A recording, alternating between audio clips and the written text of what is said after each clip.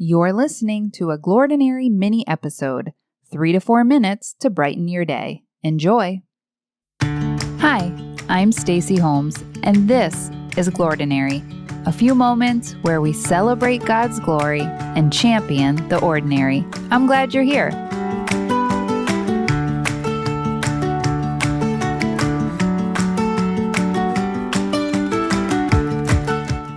Have you ever had the high-low conversation? The what was your high today? What was your low? It's basically a clever way of saying, I liked this, I didn't like that. I don't give my husband John those options. If I walk out in a new outfit, he gets 2 choices. Do you like it or do you love it? Highs, lows, things we like, things we don't like, things we're doing well, things there's room for growth. And speaking of areas I could use a little growth, let's continue through our series, Habits That Work. We've been using the common rule, Habits of Purpose in an Age of Distraction by Justin Earley, and we're looking at 8 habits, 4 daily ones and 4 weekly ones, to develop our rule of life, like a trellis to structure our habits, habits that benefit us, habits that work. Daily habits like scripture before phone, kneeling prayer at morning, midday, and bedtime, a shared meal, 1 hour with your phone off, weekly habits like conversation with a friend, curated media consumption, fasting from something for 24 hours, and Sabbath keeping. Ah, yes, the old highs and lows. For me, it's Sabbath keeping and fasting. I love Sabbath. I could talk about it for weeks and weeks. Oh, wait.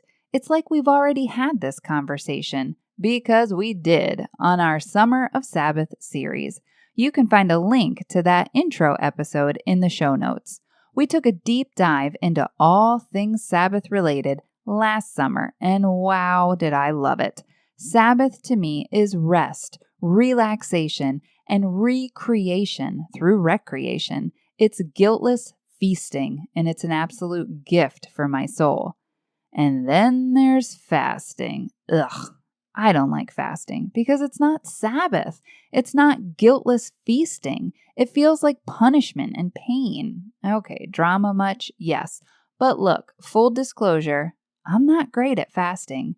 I get grunchy. That's what we affectionately call the grouchy munchies. And if you're like me, it's probably a great reason why we could stand to lean in a little more to the weekly rhythm of fasting from something for 24 hours.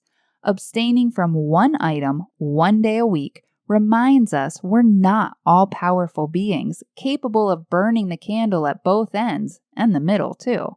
We're finite resources, and fasting, well, it kind of hurts. It brings us back in touch with our humanity, weakness, and dependency. It also reminds us that Christ, too, was fully human, fully in touch with his body's limitations as well, just like ours. You see, fasting is a chance to strip away and lean into the lack, and we definitely would put that in the low category. But if we stop stuffing our loneliness, anxiety, anger, and stress with food, entertainment, distraction, work, you name it, we begin unpacking our lives, seeing who we really are, and what a helpful habit, a way to see the great I am. Let's start small this week. Maybe it's not a full 24 hours. Maybe it's not food. Maybe it's fasting what we typically feast on. Sports, news, gossip, worry, finances, vacation planning, or fill in the blank. Because it's not about trying harder. It's about training for a different way to live with habits that work. Remember, you're not alone in this. I'm praying for you, friend. Have a Glordinary day.